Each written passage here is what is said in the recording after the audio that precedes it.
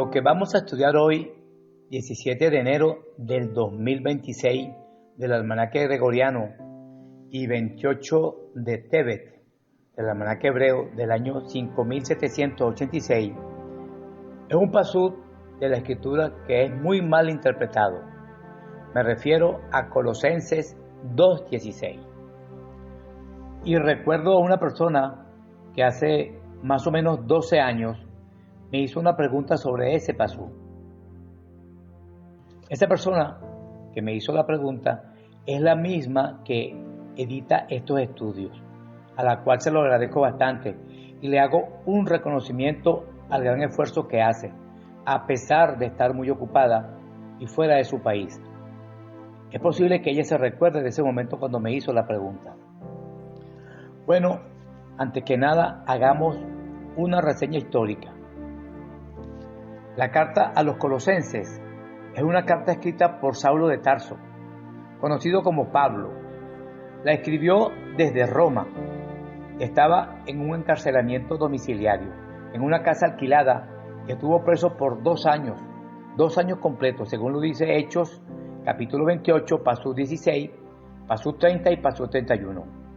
Y envió la carta a la ciudad de Colosas, en la región de Frigia, en el oeste de Asia Menor, actualmente Turquía, y fue escrita en los años 60 al 61 después del Mesías, aproximadamente. Saulo la escribió para corregir errores doctrinales que habían surgido en los nuevos creyentes por filosofías helénicas que desmerecían el plan de salvación, según lo dice el capítulo 2 de Colosenses, el pasú 8. Saulo lo llama filosofías y huecas sutilezas. Bueno, empecemos. Vamos a leer Colosenses 2:16. Por tanto, nadie os juzgue en comida o en bebida o en cuanto a días de fiesta, luna nueva o días de reposo. A primera vista parece bastante claro el texto y ha sido la base para muchos debates teológicos. Pero vamos a ver qué dice en verdad el texto. La idea que la mayoría cree es que la ley fue clavada en la cruz. Entonces no hay que preocuparse por las fiestas, lo que comamos o lo que bebamos, la luna nueva, ni el sábado o el Shabbat. Es decir, que ya no hay que seguir esas fiestas. Pero hay que ver el contexto, ya que si leemos el contexto, eso lo cambia todo. Y allí la cosa se pone muy interesante. Ahora, ¿y si es todo lo contrario a lo que algunos creen? ¿Y si Saulo no les estaba diciendo que dejasen de celebrar las fiestas, sino que los estaba exhortando, o mejor dicho, los estaba defendiendo contra filosofías y huecas sutilezas, según tradiciones de los hombres? Para entender esto, veamos quiénes eran los que criticaban a los creyentes de Colosas. La respuesta a esta pregunta es la clave para aclarar esta situación. Veamos, muchas personas asumen que Saulo estaba luchando contra el legalismo de los fariseos, pero el contexto apunta a otras personas, filósofos con doctrinas extrañas, y Saulo tenía que cortar esa doctrina para que no se contaminaran los creyentes. Muchos gnósticos rechazaban la idea de que Yahshua era humano. Algunos filósofos y gnósticos empezaron a infiltrarse en el grupo de los creyentes y Saulo lo combatió con sus escritos. Aunque no los llamó gnósticos, porque ese término no se usaba, ese nombre apareció después. Sin embargo, en 1 de Timoteo 6:20 y 21, en algunas versiones aparece la palabra ciencia y en otras aparece la palabra gnosis.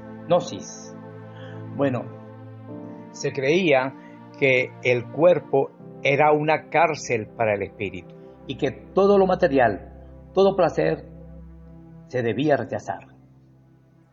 Los que practican estas filosofías huecas imponen reglas sobre el cuerpo, practican ayunos extremos, prohibiciones, maltratos del cuerpo como condiciones para ser mucho más espiritual. Por eso Saulo habla de estos grupos cuando dice en el Pasú 20, os sometéis a preceptos tales como no manejes, ni gustes, ni toques, mandamientos de hombre. Y ojo, las fiestas de la Torá no son mandamientos de hombre. Estos preceptos de los que habla Saulo son reglas humanas severas que tienen reputación de sabiduría y humildad y de duro trato del cuerpo. Estos falsos maestros tenían ideas de conocimiento superior con prácticas de asceticismo, poniendo énfasis en dietas. Estas personas creían que para ser más espiritual se debía castigar el cuerpo.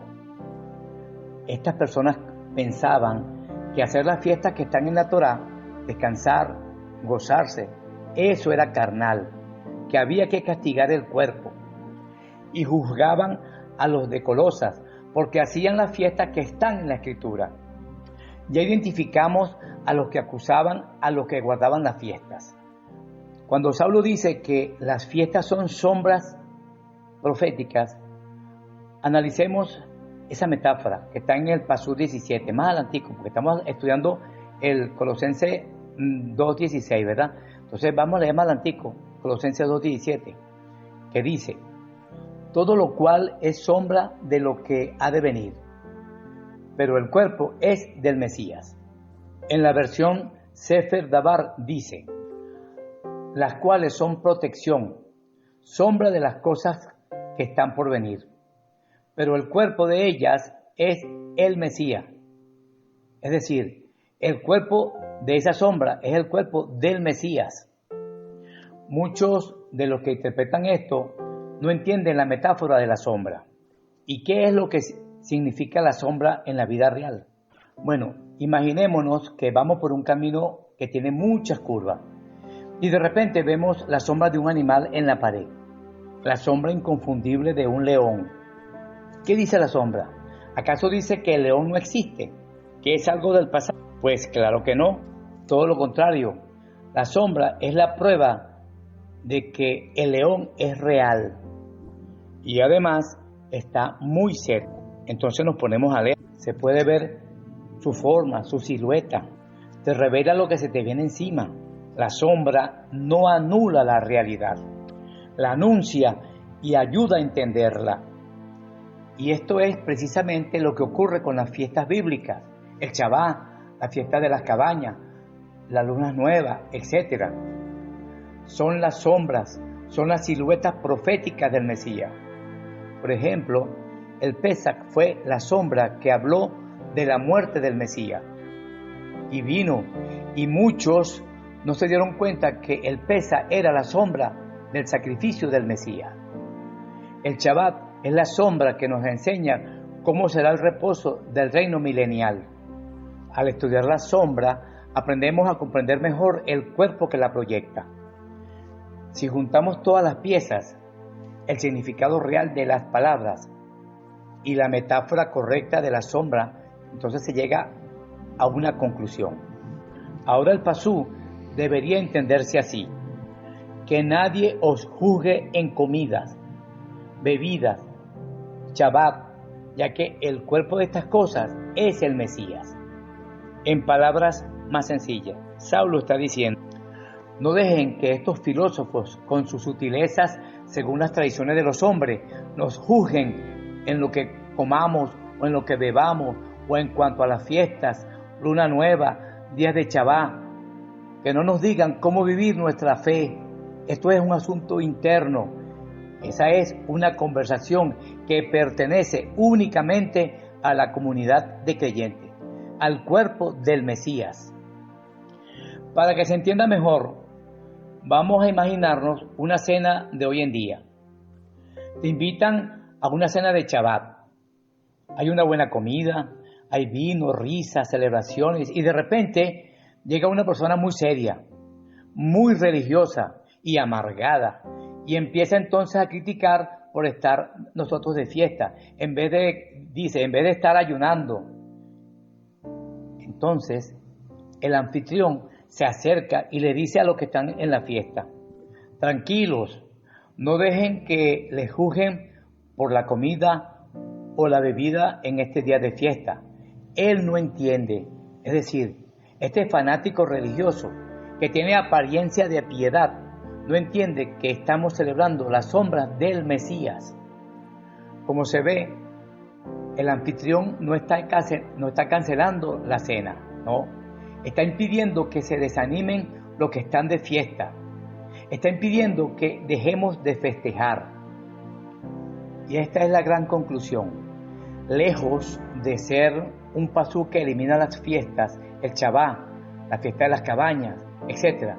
Colosenses 2:16, vista en su contexto, emerge como una defensa apasionada por su celebración gozosa.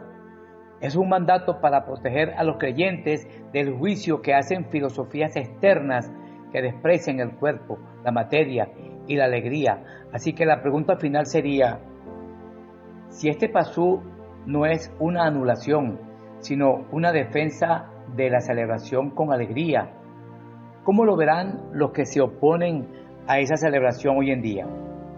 Y si en lugar de verla como una obligación del pasado fuese en realidad una invitación a ensayar aquí y ahora la alegría del futuro. Resumiendo, vamos a resumir hasta aquí. Saulo no está diciendo que hay que dejar de celebrar las fiestas. Él también las guardó. Los que estaban criticando a los de Colosas eran personas que no tenían la misma fe. Eran los agnósticos, personas sin conocimiento, que creían que para ser espiritual se debía castigar el cuerpo, con ayunos constantes, nada de fiesta, ni comidas, ni vino, etc. Para los agnósticos, eso era lo más antiespiritual.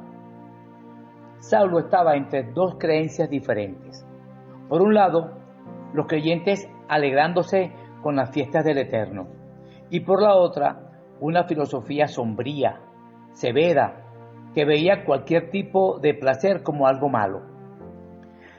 La Torá no solamente permite celebrar, sino gozarse en sus fiestas.